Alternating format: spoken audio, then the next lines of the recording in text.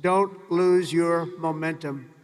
Momentum's an amazing thing. Keep it going. I tell a story sometimes about a man who was a great, great real estate man.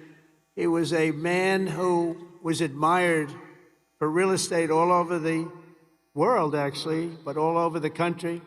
He built Levittowns. He started as a man who built one house. Then he built two. Then he built five. Then he built 20. Then he built 1,000. Then he built 2,000 and 3,000 a year. And he got very big, very big. He was great at what he did. You see him all over the country still, Levittowns. This was a long time ago, but he was the first of the really, really big home builders. And he became very rich, became a very rich man. And then he decided to sell. He was offered a lot of money by a big conglomerate, Gulf and Western, big conglomerate. They didn't do real estate. They didn't know anything about it, but they saw the money he was making. They wanted to take it to a public company. And they gave him a lot of money, tremendous amount of money, more money than he ever thought he'd get. And he sold his company, and he had nothing to do. He ended up getting a divorce, found a new wife. Could you say a trophy wife? I guess we can say a trophy wife. It didn't work out too well, but that doesn't work out too well, I must tell you. A lot of trophy wives, doesn't work out. But it made him happy for a little while at least. But he found a new wife. He sold his little boat and he got a big yacht. He had one of the biggest yachts anywhere in the world. He moved for a time to Monte Carlo and he led the good life. And time went by and he got bored. And 15 years later, the company that he sold to called him and they said, the housing business is not for us. You have to understand, when Bill Levitt was hot, when he had momentum, he'd go to the job sites every night. He'd pick up every loose nail.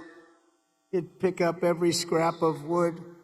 If there was a bolt or a screw laying on the ground, he'd pick it up and he'd use it the next day in putting together a house.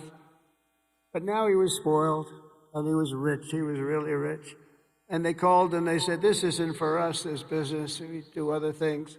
Would you like to buy it back? We'll sell it back to you cheap. And they did. He bought it. He bought it. He thought he made a great deal, and he was all excited. But it was 15 years later, he lost a lot of momentum. Remember the word momentum. And he lost everything. It just didn't work. He lost everything. And I was sitting at a party on Fifth Avenue one night, a long time ago, and you had the biggest people in New York, the biggest people in the country, all in that party, and they were all saluting each other, how great they were. They were all telling each other, I'm greater than you. Gets to be really, gives you a headache sometimes. But they had all these people that telling their own stories about how fantastic, a cocktail party, and I looked over, and I was doing well. I was invited to the party, so I had to be doing well. I was very, very young. But I made a name in real estate, and I looked over, and at the party, sitting in a corner all by himself, nobody was talking to him, was Mr. Levitt. He had just gone bankrupt, lost everything. He had lost everything, his home, everything. And I went over and talked to him because he was in the real estate business, and I loved real estate. And I said, hello, Mr. Levitt, how are you? He said, hello, Donald, it's nice to meet you. He knew me from being in the business. I said, so how's it going? He goes, not well. It's really not going well, as you've probably read. It's been a very, very tough period for me, son. I said, so what happened? It's just anything you can do? He goes, no, there's not a thing I can do. He said, I'll never forget. He said, I've lost my momentum. I just didn't have it. I used to have it, but I lost my momentum. So it's a story I tell, and you have to know when you have the momentum, but sometimes you have to also know when you've lost the momentum. And leaving a field sometimes, leaving what you're doing sometimes is okay. But you got to have momentum, but you have to know if that momentum's gone. You have to know when to say, it's time to get out.